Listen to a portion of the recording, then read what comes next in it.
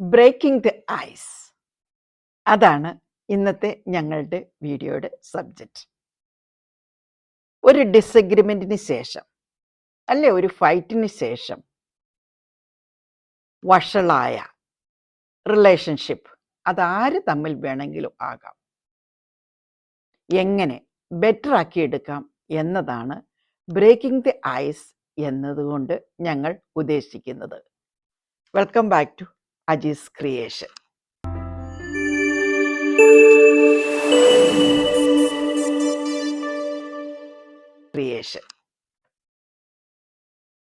ആദ്യമായി തന്നെ ഒരു കഥ പറയാം. ഇത് എൻ്റെ കഥയല്ല, ഐ തിങ്ക് ജോസഫ് അച്ഛൻ പറഞ്ഞ കഥയാണ്. ഒരു വീട്ടിൽ ഭാര്യയും ഭർത്താവും തമ്മിൽ വഴക്കായി, മിണ്ടാതെയായി. ആരാദ്യം സംസാരിക്കും എന്നതാണ് അവരുടെ ഇപ്പോഴത്തെ പ്രശ്നം. ഭർത്താവിന് രാവിലെ ബിസിനസ് ട്രിപ്പിന് പോകേണ്ടതുണ്ട്. സാധാരണ അയാളെ വിളിച്ചുണർത്തുന്നത് ഭാര്യയാണ്. കാരണം അലാം അടിച്ചാലൊന്നും കക്ഷി കേൾക്കില്ല. നിർവാഹമില്ലാതെ അയാൾ ഒരു നോട്ട് എഴുതി ഭാര്യയുടെ തലേണയുടെ അടുത്ത് വെച്ചു. Call me at 4 o'clock. സമാധാനമായി ഉറങ്ങാൻ പോയി. രാവിലെ കണ്ണു തുറന്നപ്പോൾ സമയം 7. ക്രുദ്ധനായി ഭാര്യയോട് എല്ലി ചെയ്യാനായി എഴുന്നേറ്റപ്പോൾ വേറൊരു നോട്ട് അയാളെ നോക്കി പല്ലിളിക്കുന്നു. ചേട്ടാ എഴുന്നേൽക്കൂ, 4 മണിയായി. ഇങ്ങനെയുണ്ടാകുന്ന പ്രശ്നങ്ങളെ തരണം ചെയ്യാനായിട്ട് അതിനുള്ള മാർഗങ്ങളെക്കുറിച്ച് സംസാരിക്കുന്നത് ഡോക്ടർ അൽഫോൻസ. അപ്പോൾ അൽഫോൻസയ്ക്ക് നമ്മളോട് ഇതേക്കുറിച്ച് എന്ത് പറയാനുണ്ടെന്ന് ഒന്ന് കേട്ടു നോക്കിയാലോ? Hello everyone. ഇന്നത്തെ നമ്മുടെ subject how to break the ice, meaning how to start a conversation. പിണക്കം തീർക്കാനും ഫ്രണ്ട്ഷിപ്പ് ഉണ്ടാക്കുവാനും നമ്മുടെ സോഷ്യൽ ഹൊറൈസൺ ഇംപ്രൂവ് ചെയ്യാനും വേണ്ടി ഇത് സഹായമാകും. അതിന് നമുക്ക് വേണ്ട സർട്ടൻ ക്വാളിറ്റീസ് ഉണ്ട്. അതായത് നമുക്കൊരു പ്ലസൻറ്റ് നേച്ചർ വേണം, സ്മൈൽ ചെയ്യണം, ആൾക്കാരോട് നമ്മൾ റെസപ്റ്റബിൾ ആണെന്ന് തോന്നത്തക്ക വിധം അപ്രോച്ച് ചെയ്യണം, എന്തൂസിയാസം വേണം, ജെനുവിൻ ആയിട്ടുള്ള ആഗ്രഹം നമുക്കുണ്ടെന്ന് അവർക്ക് മനസ്സിലാകണം, എക്സൈറ്റ്മെൻറ്റ് കാണിക്കണം, ട്രസ്റ്റ് ഡെവലപ്പ് ചെയ്യണം അവരുമായിട്ട്. അതാണ് ഏറ്റവും ഇമ്പോർട്ടൻ്റ് ആയിട്ട്. Different people different approach. നമുക്കിപ്പോൾ സോറി പറയാനാണെങ്കിൽ, പിണങ്ങിയിരുന്നവരുവാണെങ്കിൽ ഡിഫറെൻറ്റ് അപ്രോച്ചാണ്. ഉദാഹരണമായിട്ട് പറയുകയാണെങ്കിൽ, എൻ്റെ ചേച്ചി കുറേ വർഷങ്ങൾ മുമ്പ് ഞാനും ചേച്ചിയായിട്ട് കുറച്ചാൾ പിണങ്ങിയിരുന്നു. അപ്പം എനിക്ക് ആ പിണക്കത്തിൽ ഉണ്ടായതിൽ വളരെ വിഷമമുണ്ടായിരുന്നു. എന്നിട്ട് ചുമ്മാ ഒരു ദിവസം അടുത്ത് പോയി ഞാനങ്ങ് ഒരു ഉമ്മ കൊടുത്ത്, കെട്ടിപ്പിടിച്ച് ഉമ്മ കൊടുത്തു. അപ്പോൾ എന്നോട് ചോദിച്ചു, എടി നിനക്ക് നാണമില്ലേടി, ഇത്രയും നാളിങ്ങനെ പിണങ്ങിയത് തന്നെ നിനക്ക് വന്ന് ഉമ്മ വയ്ക്കാൻ നാണമില്ല? ഞാൻ പറഞ്ഞു, എനിക്കൊരു നാണവുമില്ല. അങ്ങനെയാണ് നമ്മുടെ റിലേഷൻസും നമ്മുടെ സ്നേഹബന്ധങ്ങളും എല്ലാം കണക്ഷൻസ് എല്ലാം നമ്മൾ ഇമ്പ്രൂവ് ചെയ്യുന്നതും റിക്കവർ ചെയ്യുന്നതും. അപ്പോൾ hug was very very nice. അപ്പോൾ ഞങ്ങൾക്ക് രണ്ടുപേർക്കും വളരെ സന്തോഷമായി. ഒരാളെ കണ്ടു, ഞാൻ ഹലോ പറഞ്ഞു, അങ്ങോട്ടും ഇങ്ങോട്ടും സ്മൈൽ ചെയ്തു, അങ്ങോട്ടും ഇങ്ങോട്ടും റിസപ്റ്റബിൾ ആണെന്ന് മനസ്സിലായി, കോൺവെർസേഷനൊക്കെ സ്റ്റാർട്ട് ചെയ്തു. ഈ സിറ്റുവേഷനിൽ ഓപ്പൺ എൻഡഡ് ക്വസ്റ്റ്യൻസ് ആണ് പ്രിഫർ ചെയ്യുന്നത്. Open ended questions and closed ended questions 2 ടൈപ്പാണ്. Open ended meaning A conversation will go on.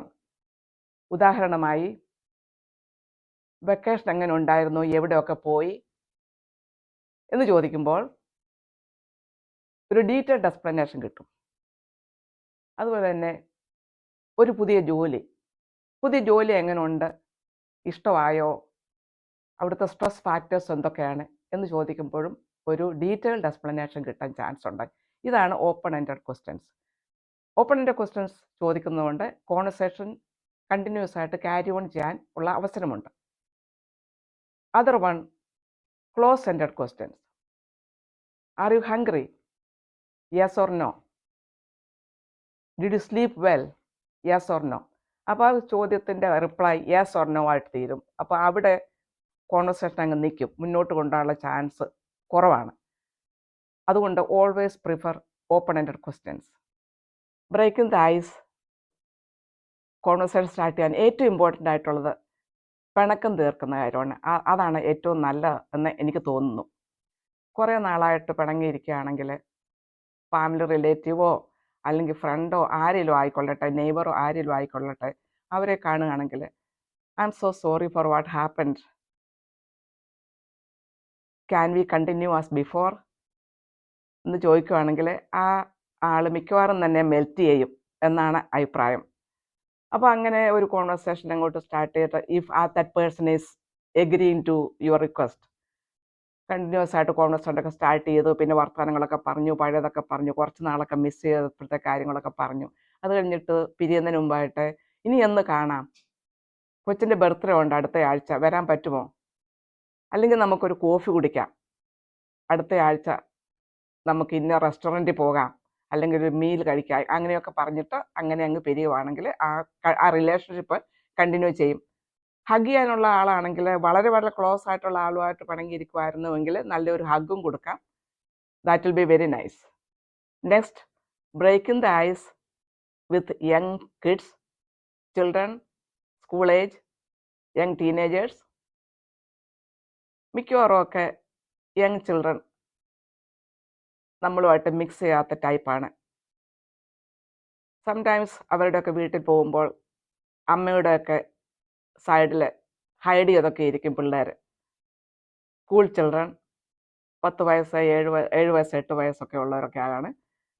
അങ്ങനെയുള്ളപ്പം അവരുടെ താല്പര്യം എന്താണെന്ന് ചിന്തിക്കണം.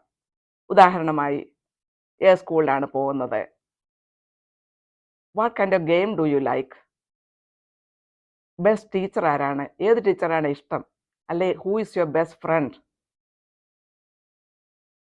സ്കൂളില്ലാത്തപ്പോൾ ഹോബി എന്തൊക്കെയാണ്, അങ്ങനെയൊക്കെ ചോദിക്കുമ്പോൾ അവർക്ക് സന്തോഷമാകും. അവർ നമ്മളോട് വർത്തമാനം പറയാനും കുത്തും. Breaking the ice with teenagers. Teenagers normally like compliments. I like the dress you are wearing. Is that your favourite colour? What perfume are you wearing? I like the smell of your perfume. Where do you buy it from? I heard you are very best in college. I'm so happy for you. I'm happy that your parents are also very proud of you. അങ്ങനെയൊക്കെ പറയുമ്പോൾ വളരെ easy ആയിട്ട് ടീനേജേഴ്സുമായിട്ട് friendship ഉണ്ടാക്കാൻ പറ്റും. Then they will come out and talk to you more and more about their school and all the activities, etc.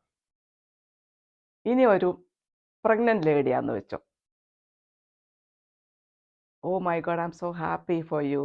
When is the baby coming, how many months എന്നൊക്കെ പറയുമ്പോഴത്തേന് already ഐസൊക്കെ break ചെയ്ത് conversation start ചെയ്യും. Another thing, parents അല്ലെങ്കിൽ അമ്മ ഒരു കുഞ്ഞിനെയും കൊണ്ടുവരികയാണ്. Oh my God, the baby is so cute. How old, what's a name? That is a real strong icebreaker. Amma will start talking about the child. How about grandparents? Grandparents will be very happy to talk about their grandkids, and they will keep on going and continuous. They'll talk about them, of all the activities the children do. I was talking to someone like a couple of days ago about their grandkids, and they could not stop talking. So it is very nice idea to talk to grandparents about the grandkids and ask about them. Where is situation? Parties. Different kinds of parties. Any kind of party is fine. അവിടെ നമ്മൾ ഒത്തിരി ആൾക്കാരെ കാണും. അവരോട് depending upon the situation and depending upon the type of party, we can break the ice and start a conversation according to the situation.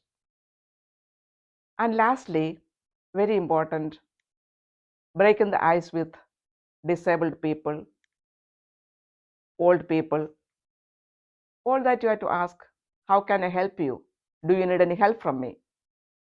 അത് ചോദിക്കുമ്പോൾ അവർ പറയും, oh I M so happy you ask me, thank you, I don't need any help. അല്ലെങ്കിൽ can please help me to go through the door എന്ന് ചോദിക്കും. അപ്പോൾ നമുക്ക് അങ്ങനെ അവരുമായിട്ട് കോൺവെർസേഷൻ സ്റ്റാർട്ട് ചെയ്യാം. And you feel like rewarded that you are helping someone that way. I hope you like our video. Break the ice, അല്ലെങ്കിൽ ബന്ധങ്ങൾ എങ്ങനെ പുനഃസ്ഥാപിക്കാം, അതിന് സജഷൻ, അതിന് ഹെൽപ്ഫുൾ ആയിട്ടുള്ള ചില പോയിന്റുകൾ നിങ്ങൾ കണ്ടല്ലോ. നിങ്ങളുടെ അഭിപ്രായം എന്താണ് ഞങ്ങളുടെ വീഡിയോയെക്കുറിച്ച്? അതെന്തായാലും ഞങ്ങളെ അറിയിക്കാൻ മടിക്കരുത്. അത് നല്ലതാണെങ്കിലും ചീത്തയാണെങ്കിലും ഞങ്ങളെ അറിയിക്കുക. ഞങ്ങൾക്കത് വളരെ വിലപ്പെട്ടതാണ്. Thank U.